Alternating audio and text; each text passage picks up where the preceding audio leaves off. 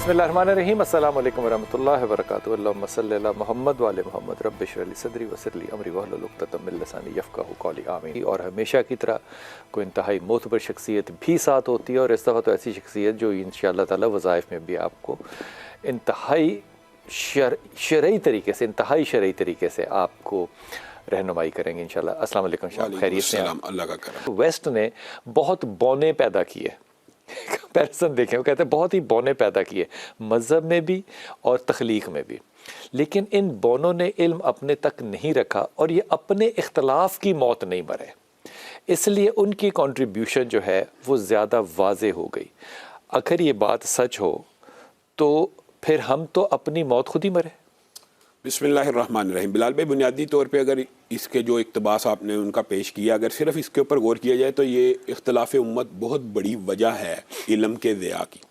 آپ کو پتہ بنیادی طور پہ امت بہت بڑی وجہ ہے اس کے علم کے ضیاع کی، ضائع ہونے کی. علم ضیاع ظاہر ہے، اختلاف بہت بڑی وجہ ہوتی ہے. آپ یہ دیکھیں کہ حضرت علی کا دور ہے، حضرت ابو بکر کے دور میں فتوحات ہو رہی ہیں، حضرت عمر کے دور میں فتوحات ہو رہی ہیں، حضرت عثمان کا آخری دور اور حضرت علی کا سارا دور.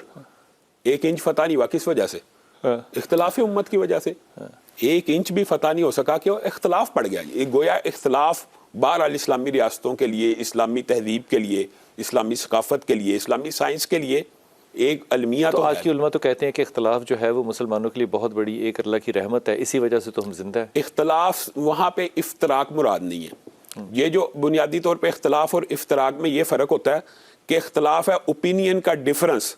ایک حدیث سے کئی مرتبہ حقیقت میں بھی بلال بھائی 2 مسئلے ثابت ہو رہے ہوتے ہیں. جیسے رسول اللہ صلی اللہ علیہ وسلم نے کہا تم عصر کی نماز وہاں پڑھنا، یعنی کچھ صحابہ نے وہاں پڑھی، کچھ لوگوں نے پہلے پڑھی، کچھ نے کہا عصر کا ٹائم ہو گیا. رسول اللہ کا یہ مطلب نہیں کہا، ہاں دونوں کو کچھ بھی نہیں کہا. اس کا مطلب ہے یہ جو اختلاف ہے نا، یہ باعث رحمت ہوتا ہے، اس سے اجتہاد کے دروازے کھلتے ہیں. حتیٰ کہ اگر میں یہ خرابی کہاں پر آتی ہے، حتیٰ کہ میں یہ بات کو ایک جملہ تو بڑا کچھ لوگوں کو ہو سکتا ہے خطرناک لگے، رسول اللہ صلی اللہ علیہ وسلم کے دور کے اندر بھی صحابہ اجتہاد کیا کرتے تھے اور بعد میں رسول اللہ کے سامنے آ جایا کرتے تھے. ٹھیک، یعنی اجتہاد کا دروازہ تو رسول اللہ کی موجودگی میں بھی کھلا تھا. اگر اس کو مشورے کی صورت میں لیں تو اللہ کے رسول نے خود بھی کیا.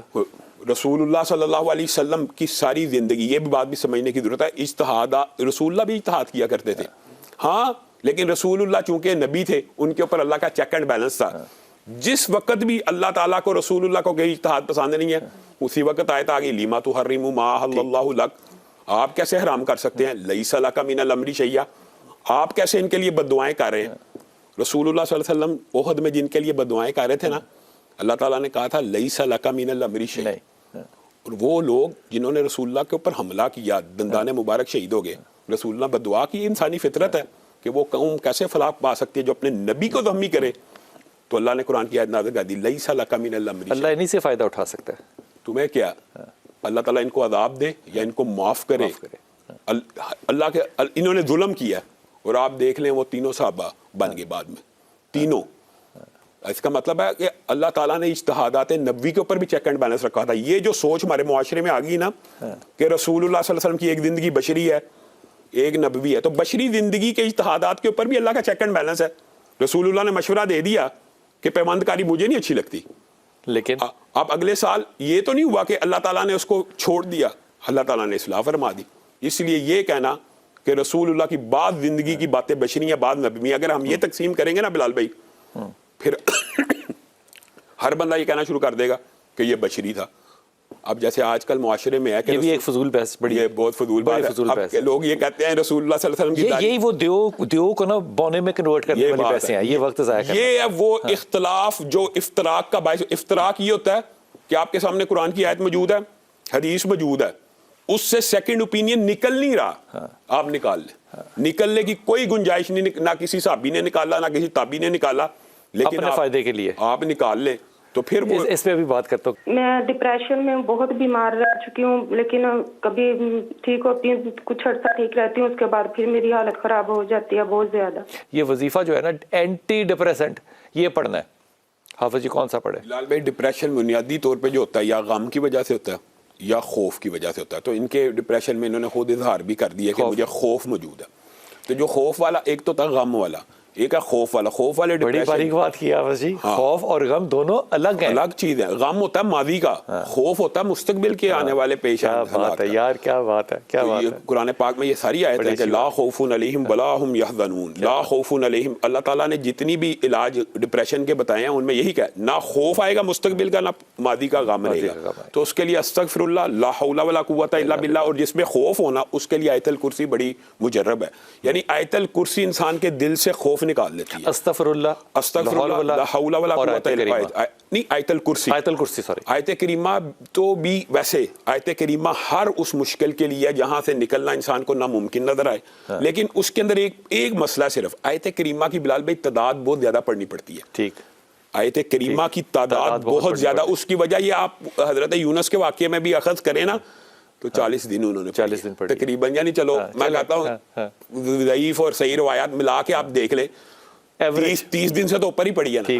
تو اس کا مطلب لاکھوں میں بن جاتی ہے. اس وجہ سے یہ وظیفہ جو ہے ان لوگوں کے لیے ہوتا ہے جو اولو العزم ہوتے ہیں, جو کہتے ہیں ہاں 1 لاکھ دفعہ ہم پڑھ لیں گے, تو وہ ان کے لیے بہت اچھا ہے. جو عام چلتے پھرتے گھریلو خواتین ہیں یا تاجر حضرات ہیں ان کو استغفر اللہ, لا حول ولا قوت الا باللہ اور آیت الکرسی کھلی پڑھتے رہنا چاہیے پورے دن. یہ حافظ جی جو ہے نا, یہ حافظ پتہ ہے کیوں ہے, میں آپ کو یہ بات دل کی بتا رہا ہوں بالکل. یہ جو انہوں نے کہا کہ لاکھوں دفعہ پڑھنی پڑتی, تو کیسے پتہ چلتا ہے کہ وہ پڑھنے والا ہے کہ نہیں؟ دعویٰ تو ساری کر سکتے ہیں. میں ایک دوست سے پاس بیٹھا تھا, وہ شیخ صاحب ہیں, تو انہوں نے کہا کہ میں اتنے لاکھ یہ پڑھتا ہوں, اتنے لاکھ یہ پڑھتا ہوں, اتنے لاکھ یہ پڑھتا ہوں. تو ظاہر ہے ماننا ہی تھا, ہم کیسے ہو سکتا کہ نہ مانے. لیکن جب میں نے ان کی تسبیح دیکھی نا, تو تسبیح کے جو دانے تھے نا وہ ڈھیلے تھے. ایک دانہ جو انہوں نے ایک جو ہاتھ میں تھا اور جو دوسرا دانہ تھا اس میں 1 انچ 1.25 انچ کا فرق تھا. اور ایک وہ دانہ جو تھا وہ ہمیشہ نیچے سے اوپر اٹھاتے تھے, یعنی کہ 1 انچ انگوٹھا نیچے لے کر جانا اور اٹھانا. میں کیونکہ مجھے اللہ تعالیٰ نے بڑا فضل کیا ہے, احمد رفیق اختر نے اس زمانے میں تسبیح پہ لگا دیا تھا جبکہ فلموں کے دور تھے اور 100 روپے کی 3 فلمیں ملتی تھی. تو ہمارا تو اختلاف استاد سے بڑا ہے کہ آپ نے یہ ہمارے ساتھ کیا کیا, اللہ تعالیٰ کا شکر ہے. میں نے کہا شاید شیخ جی آپ یہ تسبیح اتنی پڑھ سکتے ہی نہیں ہیں, ممکن ہی نہیں ہے. جن لوگوں نے تسبیح پڑھنی ہو نا وہ دانے کو اٹھاتے ہیں اور دانہ ٹائٹ ہوتا ہے تاکہ کوئی انگوٹھے کی ایکسرسائز ہی نہ, ورنہ انگوٹھا اتنا اٹھا ہی نہیں سکتا.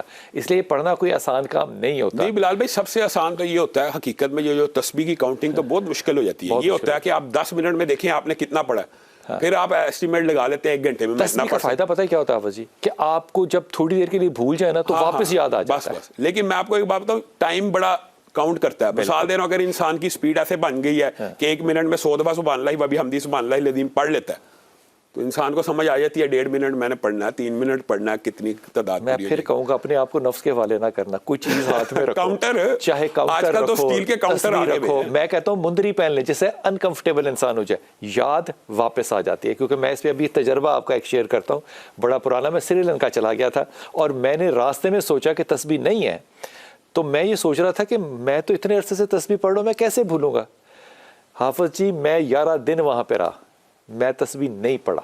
اچھا نہیں, ویسے بھی چند لوگ تو اب یہ کہنا شروع ہو گئے ہیں کہ جو کاؤنٹر اور تسبیح ہوتی ہے یہ اکیلی بھی ڈپریشن کا علاج ہے, کیونکہ ایکٹیویٹی کہیں چل رہی ہے, ایکٹیویٹی چل رہی ہے. اس لیے میں نے اس دن سے لے کے آج تک اپنے پہ اعتماد نہیں کیا کہ میں کہوں کہ نہیں جی میں کر لوں گا. نہ, میں اپنے آپ کو باؤنڈ کرتا ہوں کہ میں رکھوں ہر جگہ, جیسے کہ اینک رکھنی ہے ہر جگہ تاکہ آپ کو جہاں لیکن یہ ہے کاؤنٹر کی کاؤنٹنگ ہے, کاؤنٹنگ اور کچھ نہیں ہے. وہ جو آپ کسی سے اندازے لگانے شروع کر دیتے ہیں نا, نہیں بڑی یہاں پہ یہ کاؤنٹر ہے, کاؤنٹر کے علاوہ کچھ نہیں. پتھر کی تسبیح ہو فلاں, یہ ساری توہم پرستی ہے. میں بالکل اگری کرتا ہوں, لیکن اس لیے نہیں کہتا کہ بہت سے ہمارے دوست جو ہے نا ان کی دل آزاری ہو جاتی. سر میں نے نا اپنی خالہ کے بیٹے کے بارے میں پوچھنا تھا. اچھا, ان کا مسئلہ ہو گیا ہے, وہ سعودی عرب گئے تھے پچھلے سال. ان کا نام ہے سلمان, نام ہے ان کا بھائی سلمان.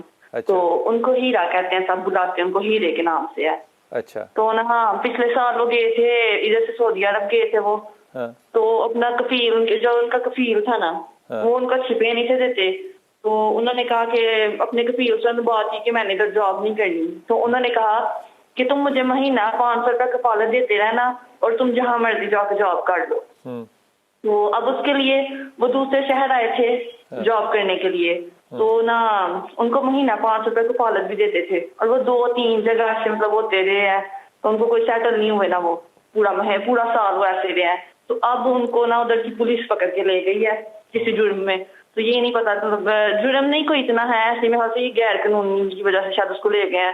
تو پولیس کی ڈیمانڈ ہے کہ جو کفیل ہے نا اس کا جو کفیل ہے بھائی کا وہ آئے اور آ کے تو اس کو لے جائے، لیکن وہ کفیل ہے نا جو وہ مان نہیں رہے، وہ آ نہیں رہے ہیں ان کو چھڑانے کے لیے. تو خالہ ہماری بڑی پریشان ہے، تو آپ ان کے لیے دعا بھی کریں اور کچھ بتائیں پڑھنے کے لیے کہ اللہ کفیل کے دل میں خود ہی رحم ڈال دے کہ وہ آ کے تم کو لے جائیں.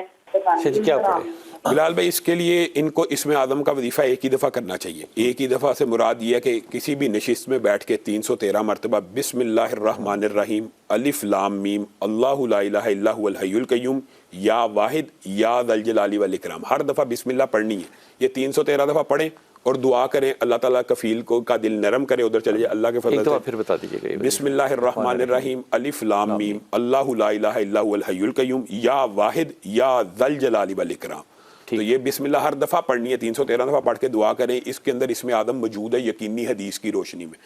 تو یہ اسم اعظم کے ذریعے اللہ تعالیٰ نے رسول اللہ کو خبر دی ہے، جو بھی میرے اسم اعظم کے ذریعے مجھ سے دعا مانگتا ہے میں فوری قبول کرتا ہوں. تو یہ دعا کریں گے انشاءاللہ. ایک دفعہ اور بتا دیں لوگوں کو. بسم اللہ الرحمن الرحیم الف لام میم اللہ لا الہ الا هو الحی القیوم یا واحد یا ذل جلال والاکرام. یہ تسبیح بیٹا پڑھنی ہے 313 دفعہ آپ نے، اور اس کے بعد دعا کرنی ہے اور دعا کرنی ہے. بڑا اچھا ہوگا جو حافظ صاحب شاید اس بات کو نہ تسلیم کرے، آپ ایک وقت اور ایک جگہ کا تعین کر لیں. نہیں میں کیوں نہ تسلیم کرتا ہوں نا. تو یہ تسبیح پڑھیں، یہ بڑی کارآمد ہے، اور یقین کیجئے کہ آپ اس کو پڑھتے رہیں، یقین کریں پڑھتے رہیں. یہ جینونلی جیسے کہنا چاہیے نا کہ میجیکل کا لفظ نہیں استعمال کرنا چاہیے، لیکن یہ مجتن کام کر دے گی انشاءاللہ تعالیٰ. ضرور کرنا چاہیے. سچ میں 3 سال سے رشتہ ہوا ہے منگنے چاچو کے یہاں.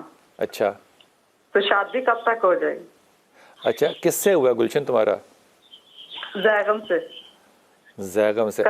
یہ کبھی نہ کہا کرو کہ کب تک ہو جائے گی. یہ حکم جو ہے نا یہ صرف خدا جاری کر سکتا ہے. بے شک جی یہ حکم نہیں کوئی جاری کر سکتا. جو جلد بازی کے لیے وظیفہ ہے نا کہ اللہ تعالیٰ میرے کام کو آسان بھی کر دے اور جلد بھی کر دے. کیا پڑھے؟ پہلے بلال بھائی میں ایک بات ایڈ کرنا چاہتا ہوں. آپ نے جو اصلاح کی ہے نا، میں کہتا ہوں اگر صرف معاشرہ یہ آپ کا جملہ سمجھ لینا کہ سوال درست کرو، سوال درست کریں، سوال درست ہو جائے نا تو معاشرے کی آدھی اصلاح ہو جاتی ہے. امام مالک کے پاس ایک شخص آیا اور آ کے کہنے لگا امام مالک آپ کیسے وضو کرتے ہیں، مجھے وضو کر کے دکھائیے. امام مالک نے کہا سوال درست کرو. پھر کہا درست کرو. پھر انہوں نے کہا میں کیا کروں؟ کہا مجھ سے یہ پوچھ کے رسول اللہ صلی اللہ علیہ وسلم کیسے کیا وضو کرتے ہیں. بات ہے یار، بس وقفے پہ جانا ہے. واہ واہ واہ واہ واہ واہ واہ. یہ نہ سوال کرو کہ آپ وضو کیسے کرتے ہیں، مجھ سے یہ پوچھو کہ امام رسول پاک صلی اللہ علیہ وسلم وضو کیسے کرتے تھے، مجھے یہ تعلیم دیجیے. اس میں سے اب ذات امام کی باہر نکل گئی، اب نبی کی جو قائدانہ صلاحیتیں اور سنت رسول ہے یہ سامنے آ گئی. اب ہوگی برکت شروع. واہ. یہ جو پتھروں کے ساتھ ہم تسبیحیں پڑھتے ہیں، فلاں پتھر کی پڑھیں گے تو برکت زیادہ ہوگی، فلاں کی برکت، یہ پتھر سوٹ کرتا ہے کہ نہیں کرتا. اب سارے اسٹرالوجر آپ کے خلاف ہوں، میرے خلاف کیوں ہوں؟ وہ ٹھیک ہے کہ غلط ہے. میں اس کی دلیل دیتا ہوں کہ کائنات کے اندر اس دھرتی زمین کے اوپر سب سے متبرک اور سب سے مقدس پتھر حجر اسود ہے. حضرت عمر نے اس کو مخاطب ہو کے کیا کہا تھا؟ تو نہ مجھے نفع دے سکتا ہے نہ نقصان دے سکتا ہے. حالانکہ اگر آپ غور کریں تو ثواب کا پہلو تو ہے تھا نا چومنے، لیکن یہ لفظ بھی کہہ دیا کہ میں تجھے اس لیے چومتا ہوں کہ میں نے پیارے نبی کے ہونٹوں کو یہاں پہ لگے ہوئے دیکھا ہے، اس لیے چومتا ہوں.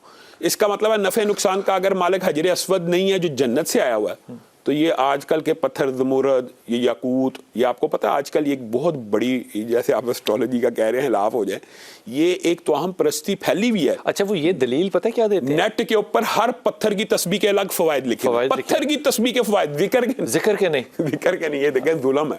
تو وہ یہ بھی کہتے ہیں کہ رسول پاک صلی اللہ علیہ وسلم پتھر پہنتے تھے. انگوٹھی کا پہننا رسول اللہ صلی اللہ علیہ وسلم سے ثابت ہے. وہ یہ والے ہاں. اور میں کہتا ہوں اس کے اوپر پتھر ہونا، نگینا ہونا، مرد کے لیے اتنی ڈیکوریشن کی تو اجازت ہے. یہ برائے ڈیکوریشن ہے.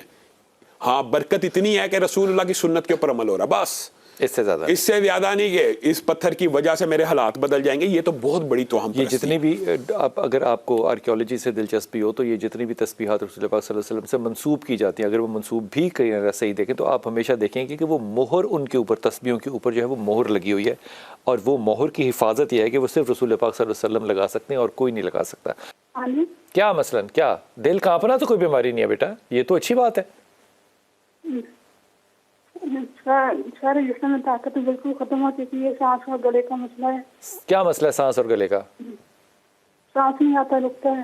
اور کسی سے میں نے پوچھا کروایا تھا، اس نے کہا کہ آپ کو جادو ہوا ہے اور کسی نے کالا علم کروایا. میں تمہیں کالے علم کا نام بتا رہا ہوں نا جو تم پہ ہوا ہے. اس کو کہتے ہیں انگزائٹی ڈس آرڈر.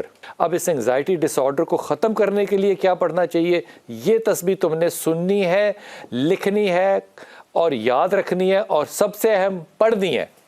بلال بھائی، سب سے جو بنیادی دل کے امراض اور سینے کی جو بیماریاں ہیں، یا جیسے سانس کا گھٹنا، دمہ، پہلے بھی ایک ساتھی نے سوال کیا، اس کے لیے سب سے زیادہ بہترین تسبیح وہ جو آپ اپنے ہر پروگرام کے شروع میں پڑھتے ہیں، ربی شرح لی صدری، ہاتھ رکھ کے پڑھے، سیدھا ہاتھ رکھ کے، ربی شرح لی صدری ویسر لی امری واحلل عقدۃ من لسانی یفقہوا قولی. بس یہاں تک یہ تسبیح پڑھے. یہ سینے کی جملہ امراض کے لیے، دمے کے لیے، سانس کے لیے، دل کے لیے بڑی مجرب ہے. ویسے جو شفا کے وظائف ہیں نا، وہ بھی امت کو یاد ہونے چاہیے.